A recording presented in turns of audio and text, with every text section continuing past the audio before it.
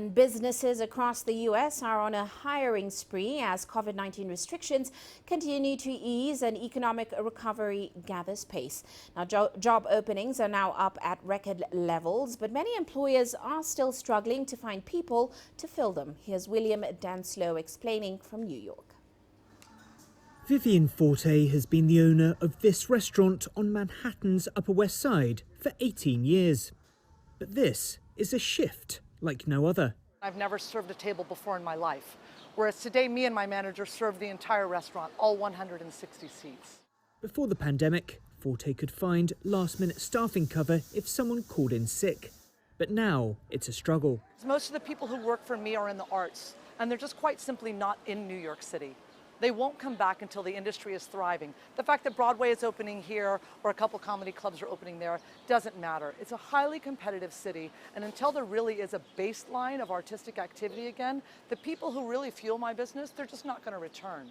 Without the hiring depth available, Festicci is now no longer requiring 2 or 3 years of prior restaurant experience. Employers across the city are reporting similar hiring challenges.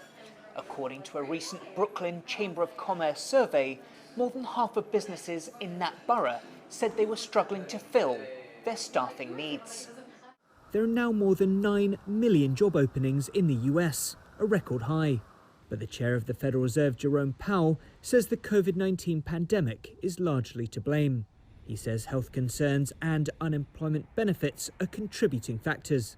Childcare and remote schooling is also seen as a barrier for many to re-enter the workforce. If you think about the childcare situation, that's already accounting for a lot of people who cannot work because they have to take care of their children.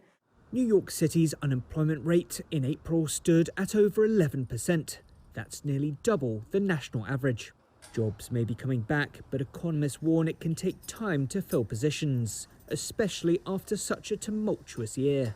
They're basically asking, workers who have led their lives differently over the past year to drop everything and run back to the office or the business or whatever. Give me a break. It's like, life doesn't work that way. New York has rolled back most of its COVID-19 restrictions, and diners are returning en masse to the city's restaurants. But with tourism, hospitality and the arts yet to fully recover, it could take time before the labour market truly starts firing again.